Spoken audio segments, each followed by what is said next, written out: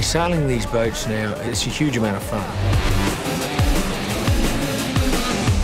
Get it up! Because you are going so fast, you know, and to think that you are powered only by the wind. It's a special feeling.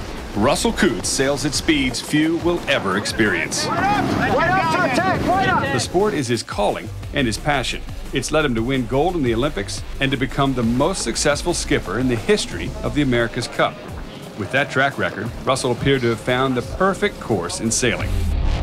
That's why it was so surprising when he and his team set out to change the world's oldest sporting event. People will see the America's Cup completely differently after this race. The reason for change is simple. The America's Cup has grown stale to fans. In 2010, the U.S. team defeated Switzerland in dramatic style. However, no one in the United States saw it. The media had ignored the high seas chase, and the event was considered long, complicated, and utterly exclusive. A lot of other sports have evolved, and the most important thing for this race is building a good audience. The America's Cup is America's again! As winners of the last Cup, Oracle Team USA got to decide what the race would look like in 2013, and the transformation is sweeping. And away they go! It's never been tried before. The boats are different, the physical requirements are different, the length of the race is different. It's a fairly dramatic change in the fact that these boats are so fast and spectacular. Just broke the overlap, he gets the Jenica. I think that's going to create a pretty big change in the way people perceive the sport.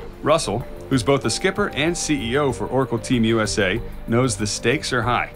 Stepping away from tradition is not easy. Initially, the reaction from the other teams was, not so good. People, couldn't really see the whole concept as a complete package. The concept began falling into place once San Francisco was picked as the location for the race.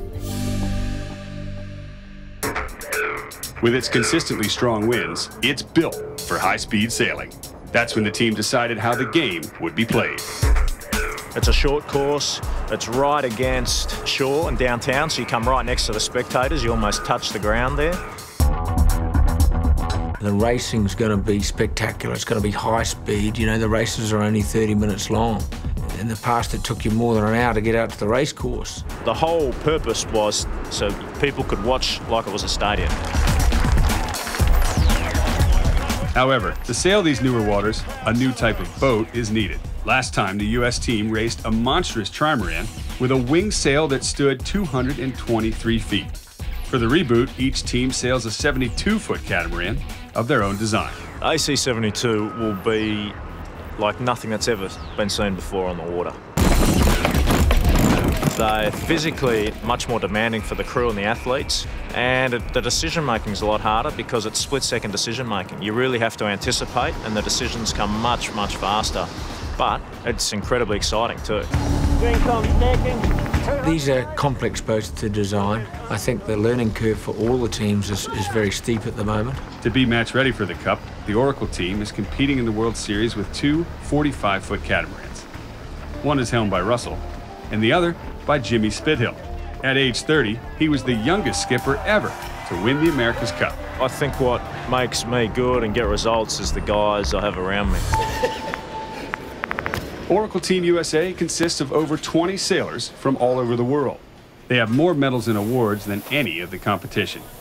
Yet each one has had to drastically step up his game to race these boats. There were some positions on the old America's Cup boats that if you were fit enough to walk across the room, you might have been fit enough to be on the boat. That's clearly not the case today. It's a huge change. These boats are very physical and very demanding. Put yourself on the line, and at the end of the day, we're judged by our results. Unfortunately, it was not all smooth sailing for Oracle as the World Series began. We're still learning a lot about sailing these boats. One of their crew members way down the stern. Here he goes, he's going in, he's going in! He's going to go in, he's going to go in. No, he's got it back! Spithill got it back! What surprised me about the boats, competing is how fast the decision-making process needs to be these days. And what these boats show that the harder you push, the faster you go. It's just like a race car. However, there's a line, and if you cross that line, just like in a car, you'll crash into the wall.